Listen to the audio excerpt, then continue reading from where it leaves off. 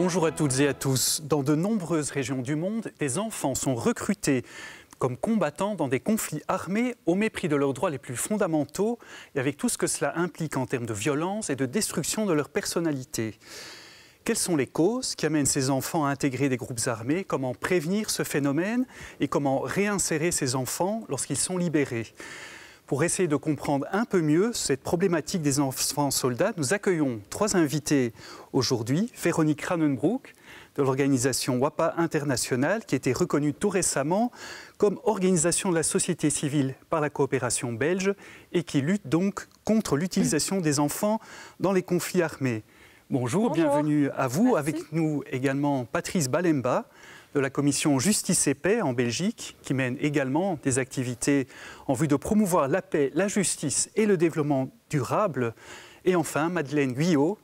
Bonjour, vous êtes collaboratrice du délégué général aux droits de l'enfant chez nous en Belgique. Alors, avant d'entrer dans le vif du sujet, je vous propose de découvrir le témoignage d'un enfant soldat libéré en République démocratique du Congo. Regardez. Jambo, kwa jina naita kwa jina la Ozae Bikai. Niko na miaka 12 ya kutokujifunika na kukua iba vya watu vya wizi na wanatukuwa tupiga mafimbo na tunakuwa beba komanda madawa. Nilisikia mzuri. Nifasi kungapi? Nimaliza miaka 2. Bali nikamataka mkisoda. Nilienda mkisoda niko na miaka 10. Nikimaliza miaka 2. Nikitoka amo nikisikia mzuri sana. Monisco kenda nikamata wa BVS. Nikisikia mzuri sana. Mule wale kisoda. Pana. Nilikuwa waza tena masomo. Nilikuwa na nia ya kurudia kwa masomo. Sikuwa sitasinzia hata. Wakati mimi nalomba blanketi ya kujifunika, komanda nakaipa sana, mimi nakufa woga. Nimeona maisha yangu namna gani? Nisipenda nikuwe mwalimu. Mie kama namaliza masomo, nisipenda nikuwe mwalimu. Kama nilifika hapa, wakinipatia mashauri, vile vya masasi vikivutikana mkichwa wangu, siwezi waza tena vile. Nini? Ile kutukaripa na ile milio ya masasi. Denya wakuingia mkijeshi, tunaweza gisi tushetu isumbukaka na haki zao zilionekana mzuri na tulikuwa sumbukaka mkisoda mkunani mkupiga masasi mkukimbia kila siku.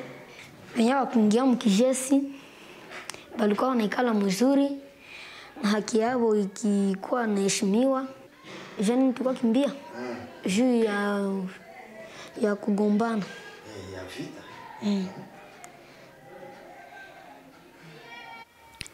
Voilà pour ce témoignage à la fois poignant et très interpellant d'un ancien enfant soldat. Véronique Kranenbroek, vous êtes donc cofondatrice de WAPA International. Qui sont ces enfants en fait en RD Congo? Comment est-ce qu'ils atterrissent entre guillemets dans des groupes armés? Globalement, ce sont des enfants qui sont touchés par la vulnérabilité. Il y a différentes raisons pour lesquelles ils rejoignent ces groupes armés par manque... c'est des manques généraux, quoi. Pour certains ne vont pas à l'école, d'autres, la famille est tellement pauvre, d'autres ont envie de rejoindre les groupes armés parce qu'ils veulent venger leur famille. Il y a vraiment une multitude de raisons, certains qui ont été raptés, recrutés de force. Il y a vraiment beaucoup de raisons qui mènent ces jeunes aux groupes armés. Patrick Balemba, vous travaillez pour Justice et Paix, la commission Justice et Paix ici en Belgique, mais vous connaissez bien aussi la réalité du terrain dans l'est du Congo. Quelles sont les causes plus profondément de cette présence des enfants dans les groupes armés? Oui, merci pour la parole. J'ai travaillé pour Justice et Paix, qui est une ONG qui fait partie d'une plateforme Wing, avec bien sûr WAPA. Et avec Justice et Paix, nous essayons bien sûr d'étudier toutes ces causes et parmi les causes qui amènent ces enfants dans les groupes armés, c'est beaucoup plus des causes socio-économiques et même un peu politiques. J'essaie de m'expliquer. Il est vrai que, comme vient de le dire aussi Véronique, les enfants se retrouvent dans une une situation de précarité, ils vivent difficilement et les parents n'ont pas suffisamment de moyens pour encadrer ou envoyer les enfants à l'école. Et ces enfants, ils sont soit volontairement, dans les soucis, par exemple, d'être héroïques, de montrer leur héroïsme, mais beaucoup plus obligés d'intégrer les groupes armés où ils sont utilisés. Et voilà, donc en ce qui concerne bien sûr les causes politiques. C'est ce que j'allais vous demander, les causes politiques. D'où viennent ces groupes armés? Comment se fait-il qu'ils ont une telle impunité ou une telle influence dans cette région? En effet, oui. Les groupes armés, comment je peux dire, ils utilisent les enfants parce que pour gonfler leur rang, et les enfants, bien sûr, ils les trouvent, je peux dire, assez disponibles. Et il y a un problème, c'est le manque d'enregistrement de ces enfants à l'état civil. Ces enfants sont invisibles, ils sont invisibilisés du point de vue juridique, alors ils deviennent en proie. Et il y a aussi, bien sûr, le pays, par exemple le Congo, a adhéré à plusieurs, bien sûr, conventions internationales qui protègent l'enfant. Et en 2000, par exemple, le président Laurent Désiré Kabila a comment je peux dire, sorti un décret de loi qui interdise le recrutement de mineurs de moins de 18 ans. Mais malgré cela, il n'y a pas de mesures d'accompagnement de ces lois et qui font que les groupes armés continuent encore à utiliser les enfants malgré ces interdictions. Madeleine Guyot, vous êtes collaboratrice du délégué général aux droits de l'enfant. C'est peut-être évident pour nous ici, encore que, mais quels sont finalement les droits fondamentaux des enfants qui sont en fait reconnus internationalement? Oui, alors en fait, l'entièreté des droits de l'enfant recouvre la vie de l'enfant à 360 degrés, de ses 0 à 18 ans. C'est effectivement un texte, une convention qui a été ratifiée et signée par 195 États. Donc en fait, c'est le texte le plus ratifié au monde et le plus signé au monde. Dans ce texte, il y a plusieurs considérations de grands principes directeurs, mais il y a 4 principes fondamentaux qui sont la non-discrimination, le principe de l'intérêt supérieur de l'enfant, le droit à la vie et à la survie, et enfin le droit à la liberté de ses opinions. Alors ces 4 principes directeurs qui mettent en avant toute une déclinaison de droits, tels que le droit, on le voit ici dans le reportage, le droit à l'éducation, le droit à vivre en famille, le droit d'être protégé de toute forme de violence, de négligence, de traitement inhumain, notamment le droit d'être protégé de la guerre et de ne pas participer à la guerre. Donc il y a toute une série de droits, et ici par rapport à la thématique qui nous concerne, il y a en plus des protocoles, ce qu'on appelle les protocoles additionnels, protocoles facultatifs, qui ont été aussi signés par 160 États sur les 195, notamment le Congo, qui sont des protocoles qui protègent encore davantage les enfants du fait d'être enrôlés par rapport à des situations de guerre. Alors, c'est-à-dire que ça protège davantage dans le sens où certains articles de la Convention vont être réaffirmés, comme le fait d'être protégé, mais ça vient aussi presque conditionner, entre guillemets, l'enrôlement des enfants. Donc si il faut enrôler, entre guillemets, des enfants de moins de 18 ans. Alors, c'est entre 15 et 18 ans. Il faut s'assurer que l'enfant est volontaire. Il faut s'assurer que les parents sont aussi d'accord. Il faut s'assurer qu'ils ont bien compris dans quoi ils s'engageaient. Il y a aussi une distinction qui est faite entre les forces étatiques et les groupes armés plutôt privés, milices, etc. Alors, c'est des drôles de protocoles, parce qu'en fin de compte, c'est quasi un état de fait d'accepter que les enfants vont être enrôlés dans des situations de conflit armés. Mais au moins, ça permet d'avoir après des principes de surveillance aussi, notamment via le comité des Nations Unies, le comité des droits de l'enfant. Véronique Kranenbroek, dans un instant, on va découvrir le travail de l'un de vos partenaires sur le terrain.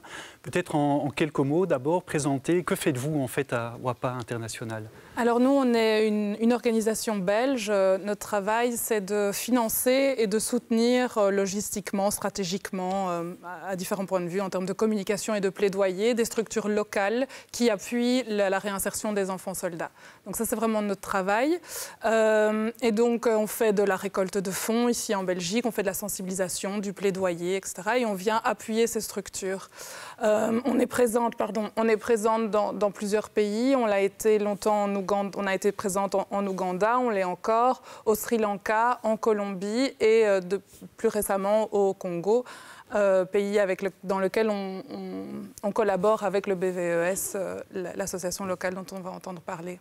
Eh bien voilà, donc je vous propose de découvrir cette association BVES qui se trouve à Bukavu et qui est donc partenaire de WAPA dans le sud et le nord Kivu. Regardez, c'est un reportage également interpellant. La libération des enfants associés aux forces et groupes armés, la sensibilisation des chefs des groupes armés contre le recrutement et l'utilisation d'enfants. Nous avons trouvé qu'il fallait identifier les personnes les plus influentes auprès de ces groupes armés. On a trouvé qu'il y avait des confessions religieuses, des groupes armés, là, mais le pasteur, le prêtre, il est en intelligence avec les chefs du groupe armé. Alors nous avons pris une stratégie qu'il faut commencer par sensibiliser ces personnes influentes. Lorsque nous négocions avec les groupes armés, on l'amène à signer une feuille de route, de dire qu'ils ne vont plus recruter les enfants et qu'ils vont nous donner ce qu'ils considèrent comme enfants. Parce qu'ils nous disent qu'il n'y a pas d'enfants dans leur groupe armé. Et après, nous, on demande d'avoir accès à tous leurs hommes. Et c'est nous-mêmes qui allons d'abord par les yeux dire non, toi c'est un présumé enfant, présumé enfant, présumé enfant. Nous, on utilise toutes ces techniques là-bas. Alors, ils ont caché ce qu'ils appellent les plus petits, qui ont moins de 12 ans. Alors, ils les cachent et ils nous amènent de 13 à 17 ans. Ils vont nous dire, voilà, dans le groupe, il est resté des plus petits qu'on a cachés quand vous êtes arrivés. Et nous, on va retourner encore une fois pour aller dire, voilà, nous avons les noms de ces enfants.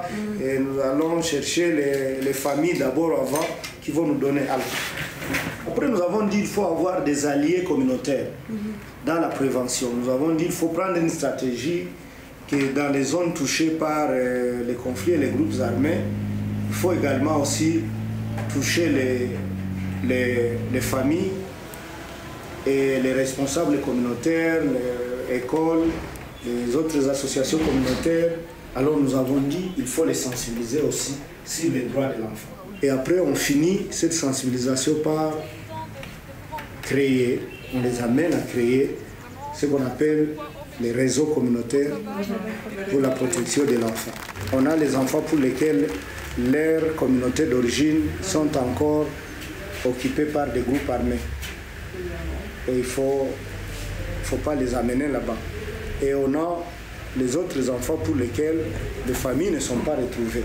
Par exemple, on a les enfants de 8 ans, de 10 ans, qui ont 3 ans, 4 ans, et qui ne savent plus même chez eux c'était où. Alors pour ces catégories, on a créé les foyers des jeunes autonomes.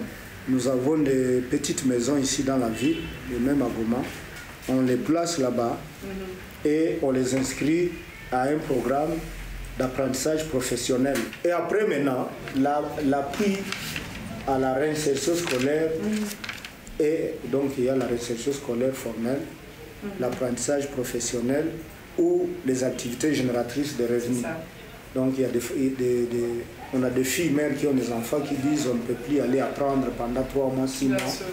Donc aidez-nous à fabriquer du savon, à vendre des articles, à vendre de la nourriture dans les restaurants.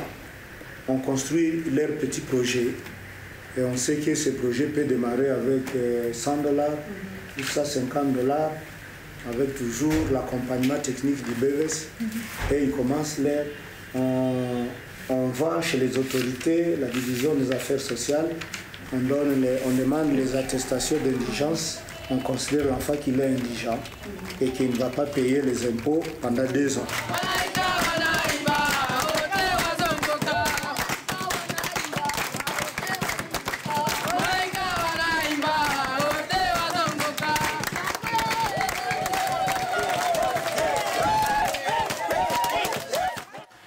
Voilà pour ce reportage qui se termine quand même sur une note d'espoir des enfants qui ont toujours le goût à la vie.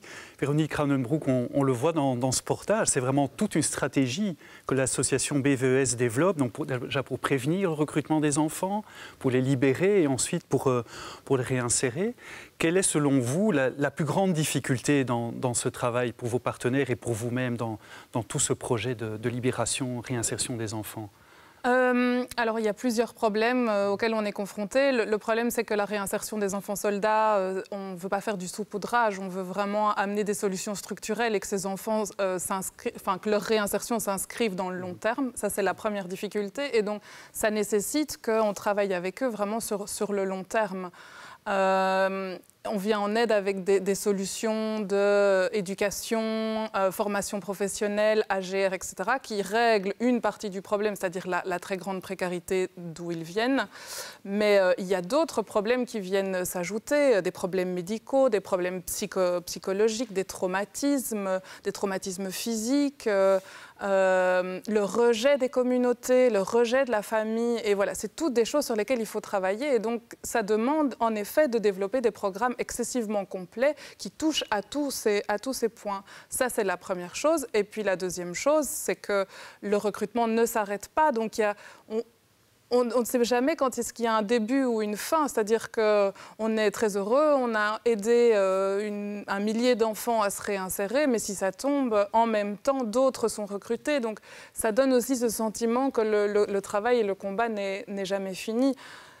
Toujours à recommencer. Il faudra probablement recommencer. Et donc, c'est là qu'on espère, qu'on attend l'appui des politiques, des autorités locales, du maire de la ville de Bukavu, enfin, qu'il y ait vraiment un travail commun qui soit réalisé pour empêcher le recrutement et pour d'autre part, favoriser le retour de ces jeunes dans leur communauté, sur le marché de l'emploi, dans la vie économique.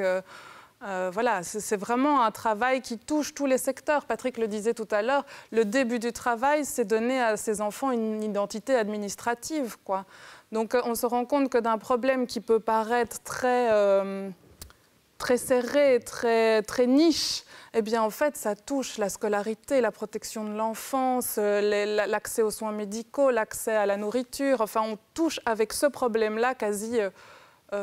tous les objectifs de développement durable auxquels on a envie de contribuer de manière générale.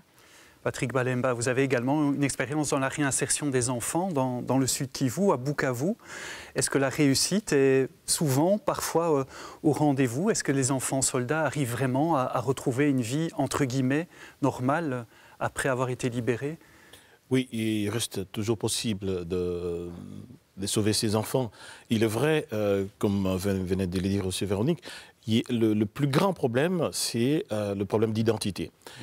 Nous avons, bien sûr, lorsque j'étais jeune, je faisais un service à la prison centrale, par exemple, nous avons rencontré des enfants qui ont été placés soit dans le quartier des adultes ou des mineurs, seulement par leur déclaration. Ils ont dit « je suis mineur, je suis majeur ». Vous trouvez des majeurs chez les mineurs et des mineurs dans la prison générale avec tous les autres détenus. Parce qu'il y a une petite barbe qui a commencé. Donc là, il dira « je suis mineur, j'ai 17 ans ». On dit « non, non, non, avec cette barbe, tu dois avoir 18 ou 19 ». On le met et ça, c'est un problème. Donc le premier problème, c'est d'abord de leur donner une identité, qu'ils aient une existence juridique précise. Et il est vrai, nous avons vu aussi que dans les enfants, ils ont toujours la possibilité de sortir de cette spirale des violences. Il suffit qu'ils aient une idée, qu'ils aient des personnes de référence, comment je peux dire, à qui ils souhaiteraient ressembler. Et je crois souvent cela suffit. Et ces enfants sont pleins d'énergie, ils veulent faire quelque chose, mais malheureusement, le plus souvent, la seule chose qui leur est donnée, qui leur est offerte, c'est l'accès aux groupes armés. Et souvent, s'ils ont vu leur grand frère peut-être prospérer ou revenir avec quelque chose, il semble qu'ils ont l'impression que c'est la seule voie qu'il faille chercher. Alors, les exemples qu'ils ont des Rambo et tout, je crois qu'ils doivent être mixés. On doit leur proposer d'autres options. Donc, c'est possible. Et nous avons vu des enfants quitter les groupes armés après un soutien psychologique et ils sont devenus des personnes normales, je peux dire, comme les autres, et on les retrouve dans la société et on ne sait pas les distinguer. Si je peux rajouter, oui, juste une petite chose, c'est qu'évidemment, la réinsertion, c'est un processus humain. Et donc, on voit sur le visage de ces enfants, ils sont pleins de résilience, ils sont pleins de vie et ils sont capables de faire des choses magnifiques. Et beaucoup d'entre eux seront capables de faire des choses magnifiques et le font.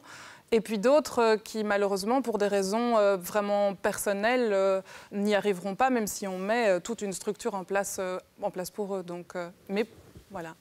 C'est pourquoi j'ai dit aussi qu'il faut un accompagnement de l'État, il faut qu'il y ait des structures qui leur proposent d'autres voies. Sinon, ils sont coincés dans cette voie-là.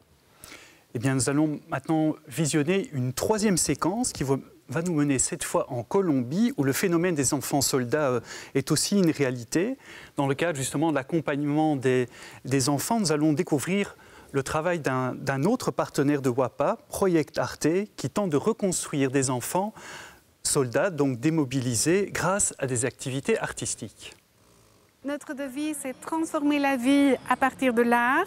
Grâce à l'appui de WAPA, nous avons pu développer 2 programmes d'appui psychosocial à partir de l'art à des jeunes qui ont fait partie du conflit armé.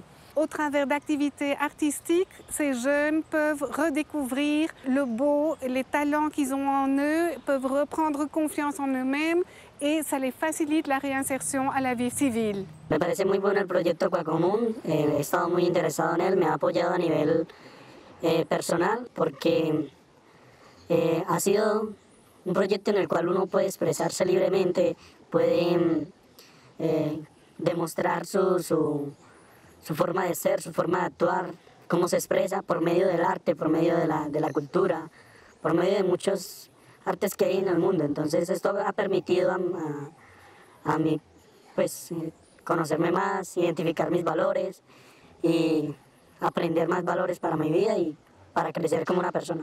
On est à Cali, c'est le 3e jour de mission et on est ici au centre de réinsertion des jeunes démobilisés des guérillas colombiennes. Les jeunes ont entre 14 et 18 ans et on est venu ici pour les rencontrer d'abord parce que c'est toujours important de rencontrer les bénéficiaires de nos projets. Et puis surtout, on avait envie de rencontrer aussi toute l'équipe de professionnels qui travaillent avec eux. Donc il y a des psychologues, il y a des pédagogues, il y a des coordinateurs, des travailleurs sociaux. Ils ont toute une équipe autour d'eux pour les aider. Et aussi évidemment pour rencontrer nos partenaires, la corporation Project Arte qui implémente ici un programme d'art. Et ce programme d'art vient vraiment en complément à leur réinsertion. Sería muy importante de que los jóvenes que estuvieran nuevos o que estuvieran ingresando, de que no los aislaran. Porque es muy difícil uno, estando aislado, ahí va a estar uno siempre con el pasado en la cabeza. Más que cuando uno está ocupado en algo, haciendo algo otra cosa, ya uno todo el pasado se le va borrando, ¿cierto? Tous les samedis matins, les jeunes participent à une activité qui s'appelle Pacharte. Et en gros, l'idée, c'est juste de placer du matériel sur la table et ceux qui le souhaitent participent. Il n'y a pas de contrainte, pas d'obligation de participer. Et donc, c'est libre cours à l'imagination, à la créativité de chacun. Aujourd'hui, on apprend à faire des Ojos de Dios. Donc c'est super gai parce qu'en fait, ce sont les jeunes qui nous apprennent à les faire. Moi, pour ma part, c'est la première fois que je faisais ça. C'est très agréable, il faut beaucoup de patience, puis ça nous libère l'esprit. Et c'est pour ça que cette activité, Los Terridos, ont énormément de succès auprès des jeunes parce qu'en fait, ils se libèrent l'esprit, ils apprennent à contrôler leurs émotions, à se concentrer sur autre chose. Et puis alors, hyper fiers de ce qu'ils accomplissent parce qu'ils font des trucs vraiment incroyables, magnifiques. Et donc, ils s'identifient comme des artistes. Et c'est ça qui est magnifique dans ce travail que Project Arte fait ici à Medellín et à Cali. Selon moi, les caractéristiques d'un bon programme de réinsertion, c'est amplifier les options à l'intérieur des jeunes, qui puissent découvrir ce dont ils sont capables, les talents qu'ils ont commencé à exercer, leur liberté, et amplifier les options aussi à l'extérieur, qu'ils aient une formation académique professionnelle et aussi les articuler au monde de la vie civile au travers d'expériences avec d'autres jeunes, où ils peuvent être des jeunes comme les autres. Implica una formación para el trabajo. Eso es importantísimo también, por eso los talleres, las diferentes modalidades que nosotros ofrecemos para que ellos puedan capacitarse y formarse en estos talleres y puedan salir con una formación para el trabajo. implica una formación ciudadana en valores ciudadanos que a ellos les permitan interactuar normalmente con la gente, con la sociedad.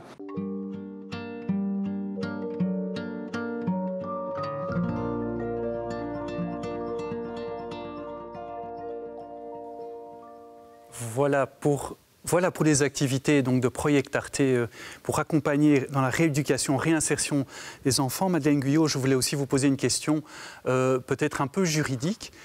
Évidemment, on imagine que ces enfants, même mineurs, ont pu commettre des violences, même parfois des atrocités dans des combats. Est-ce que pour autant, ils peuvent être considérés comme coupables, comme responsables de leurs actes? Est-ce qu'ils pourraient éventuellement être poursuivis par la justice? Alors c'est une très bonne question parce que c'est la première souvent qu'on se pose. Après, les 3 séquences vidéo montrent très clairement que les enfants sont d'abord victimes en fait de cette situation. Et ça, c'est un constat qui est mis dans des principes juridiques et qui permettent du coup aux États d'essayer de suivre des directions qui sont plus liées à des logiques de réadaptation et de réinsertion psychologique, sociale, etc.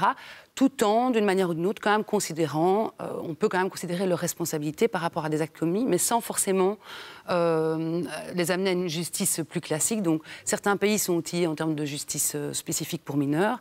Et là, ce qui sera plutôt préconisé, ce sera travailler plutôt sur de la justice restauratrice, sur, en tout cas, essayer le moins de détention possible, etc. Donc, ça va dépendre d'un pays à l'autre. En tout cas, au niveau international, au niveau des cours internationales, en général, même si dans les textes, ce n'est pas indiqué que les mineurs ne peuvent pas être poursuivis sur ces tribunaux, en général, ils ne le sont pas. Alors on arrive tout doucement déjà au terme de cette émission. J'ai envie de vous poser une dernière question. Véronique, que peut-on faire, nous, ici, en Belgique, concrètement, pour prévenir, pour aider dans la prévention de ce phénomène, éventuellement même aider à leur réinsertion? On a l'impression d'être un peu impuissant. Bon, alors ça peut aller de toutes petites choses à beaucoup. Déjà, c'est d'en parler, quoi. Et donc, merci de nous avoir invités sur ce plateau pour en parler, parce qu'il faut que ça reste une préoccupation. En Belgique, au niveau du gouvernement belge, c'est déjà une préoccupation importante, mais il faut que ça le reste et il faut que voilà, le mouvement de protection des enfants s'amplifie. Mais évidemment, vous pouvez soutenir des associations, WAPA ou une autre qui soutient à la réinsertion des enfants soldats, qui aide à financer ces programmes de réinsertion. Qui sont vraiment très importants et qui doivent être individualisés. Donc ça demande quand même des fonds assez conséquents. Et oui, maintenir vraiment ce sujet comme préoccupation, en parler autour de soi, en parler à ses enfants, voter de manière intelligente. Voilà. Eh bien, voilà. En tout cas, merci à tous les trois d'avoir participé à cette émission. Merci de nous avoir partager véritablement cette problématique des enfants soldats. Si vous souhaitez en savoir plus, vous pouvez consulter le site donc, de WAPA International, WAPA International en un mot.org, aussi le site www.justicepaix en un mot.be. Merci à vous de votre fidélité et si vous souhaitez revoir cette émission, c'est sur Ovio ou sur le site catobel.be. À très bientôt pour une prochaine émission et d'ici là, portez-vous bien.